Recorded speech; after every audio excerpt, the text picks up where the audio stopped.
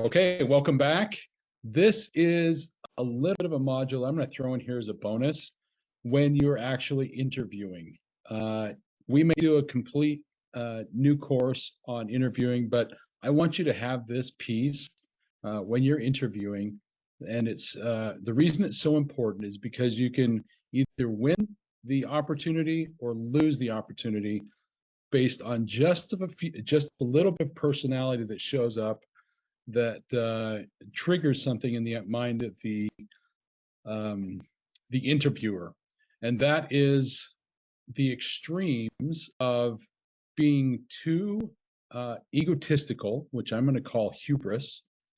Hubris, if you look it up in the dictionary, we don't use this very often, but it's extreme pride or excessive arrogance, conceit, haughtiness, or too much vanity. Nobody likes that, and we all have this antenna sense of when we're feeling it. So that's one extreme. And the other extreme is being too humble or self-deprecating or even showing up a little bit weak. And what I'm going to suggest is if your personality tends to go one of those two directions, doing a little less of both and coming to a point of strength is so important. Now, this came up when we were talking about business value and numbers and the value equation. And this is where it really is going to that concept will be magnified with your personality. So when you show up, I want to make sure that you're a little less arrogant or a little less hubris and a little less humble if those are your two natural tendencies. And pay attention to this, practice this, because when you show up with either of those two, it's going to send off alarm bells. Here's a quick story. I was typically hiring for pretty prestigious roles that attracted people who were very accomplished in their roles. We would get people that were very highly technically skilled. We had some managers that would show up looking to step back into a individual contributor role. And once in a while, I would get some that came from well-known industry companies, and they would just start bragging about how much they did and how much their impact. And when it went into this braggadocio, I just kind of set my antenna up to go, what are they actually talking about? And this was a case where there was too much hubris. This individual qualified in just about every way. And I think if he were in front of someone that didn't have a hubris detector on, he probably would have got the job. He did not get the job. We didn't even have him in for a second interview. And the reason why is he manifest such arrogance about what he could get other people to do that I realized he was really good at talking people into doing things and demanding things as a leader, that it made me question his own ability to get things done. He gave several examples that he thought were flattering, but really exemplified to me that when the chips were down, he would just apply pressure on other people to get things done.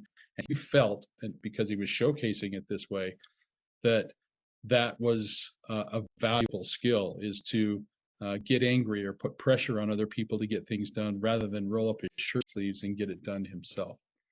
So there's an idea of hubris, an example rather of hubris and how it actually cost him the interview. Now I'm thinking of some others that are on the humility side. That one's a little bit easier to deal with, but can also be equally bad, end up with a bad result. Again, this one happened for a candidate that I was working with in a different country. They were a little bit intimidated interviewing with a large American company with a lot of brand recognition, and was quite frankly more than humbled. He was fearful of whether or not he would fit in. And as the interview progressed, I was like wishing that he would show me some strength, because his resume was so strong, but his character was such that he felt it looked like he was in this box that had label on it like, I don't deserve to be here. And I ended up not hiring the guy, but then I took him aside afterward and I coached him a little bit. And I said, I would really like to have you work at this organization.